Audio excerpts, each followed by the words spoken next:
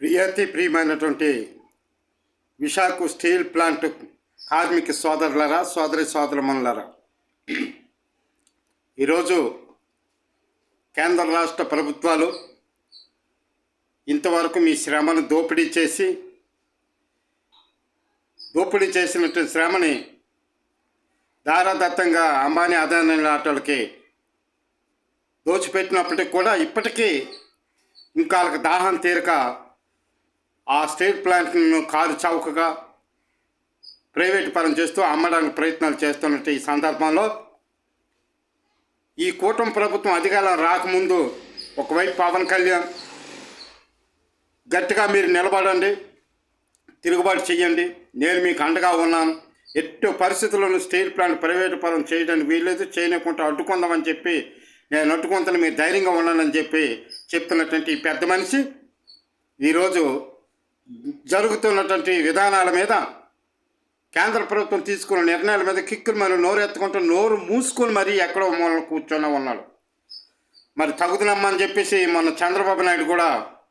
ఇదే మాట్లాడుతున్నాడు. ఎక్కడైనా సరే పరిశ్రమలు ఏవైనా లోటుపాట్లు ఉంటే వాటిని పరిశీలన చేసుకొని అవుట్సోర్సింగ్ కోసం ప్రయత్నాలు చేయడం అది పెద్ద నేరమా, పెద్ద తప్పు అని చెప్పేసి సిగ్గుమని మాట్లాడుతూ ఉన్నాడు ఈ చంద్రబాబు నాయుడు. మరి ఈరోజు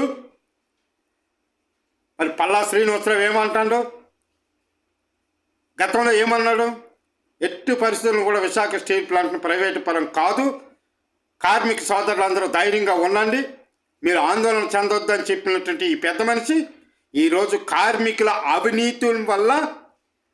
విశాఖ స్టీల్ ప్లాంట్ను ప్రైవేటు పరం చేయడానికి కేంద్ర ప్రభుత్వం పూనుకుంటుంది, ఇది కార్మికుల లోపం అని చెప్పేసి చెప్తా ఉన్నాడు. నేను ఒకటే అడుగుతూ ఉన్నాను, ప్రియమైన పల్లా శ్రీనివాస్ గారు, కార్మికులు దోపిడీదారులా, కార్మికులు అవినీతి పరులా? గులిమింద కింద నవ్విందట కూటుకొండను చూసి, కూటుకొండ అంతా నలుపని, మరి గులిమింద కింద దాని గుత్త కింద కూడా చాలా నలుపు ఉంది, అది గుర్తుంచుకో ఒకసారి. అవినీతి పరులు మీరు, ప్రజాశ్రమను దోపిడీ చేసేవాళ్ళు మీరు, ప్రజల్లో మాయ మాటలు చెప్పి మోసం చేసి అధికారంలోకి వచ్చినటువంటి మీరు, అధికారంలోకి వచ్చిన తర్వాత రాకముందు ఒక మాట ఆడుతారు, వచ్చాక ఇంకో మాట మాట్లాడుతూ ఉంటారు మీరు. ప్రియమైన కార్మిక సోదరులారా గమనించండి, ఇలాంటి పల్లా శ్రీనివాసరావు మేక ఉన్న పులి, మేక తోలు కప్పుకున్న తోడేలు, అలాంటి వాళ్ళు నమ్మి అక్కడ ఓట్లేసి గెలిపించి ఇంతవరకు కూడా ప్రైవేటు పరం చేయం, మీరు ధైర్యంగా ఉండాలని చెప్పినట్టు ఈ పెద్ద మనిషి కార్మికుల అవినీతి వలన ప్రైవేటు పరం చేయబడుతుందని చెప్తావా? నీకు